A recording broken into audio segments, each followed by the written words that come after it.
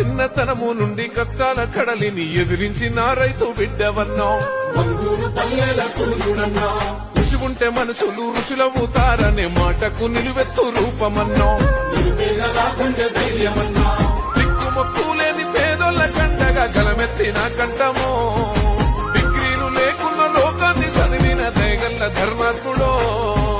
జనమే మనమంటూ ఈ జన్మ మీదంటూ పోరాటదారుల్లో నడిసినోడు. విప్లవ స్ఫూర్తిని పొందినోడు.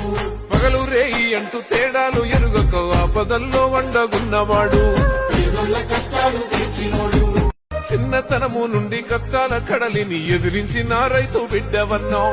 బంగూరు పల్లెల సూర్యుడన్నా. ఋషిగుంటే మనుషులు ఋషులవుతారనే మాటకు నిలువెత్తు రూపమన్నాం. నిరుపేదలా గుండె ధైర్యమన్నా. దిక్కుమొక్కు లేని పేదోళ్ళ కండగా గలమెత్తిన కంటమో. డిగ్రీలు లేకున్న లోకాన్ని చదివిన దయగల్ల ధర్మాత్ముడో. జనమే మనమంటూ ఈ జన్మ మీదంటూ పోరాటదారుల్లో నడిసినోడు. విప్లవ స్ఫూర్తిని పొందినోడు.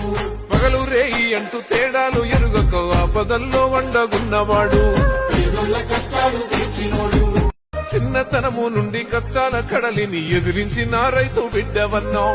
బంగూరు పల్లెల సూర్యుడన్నా.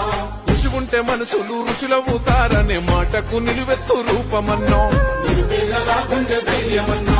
దిక్కుమొక్కు లేని పేదోళ్ళ కండగా గలమెత్తిన కంటమో. డిగ్రీలు లేకున్న లోకాన్ని చదివిన దయగల్ల ధర్మాత్ముడో. జనమే మనమంటూ ఈ జన్మ మీదంటూ పోరాటదారుల్లో నడిసినోడు. విప్లవ స్ఫూర్తిని పొందినోడు. పగలు రేయి అంటూ తేడాలు ఎరుగక ఆపదల్లో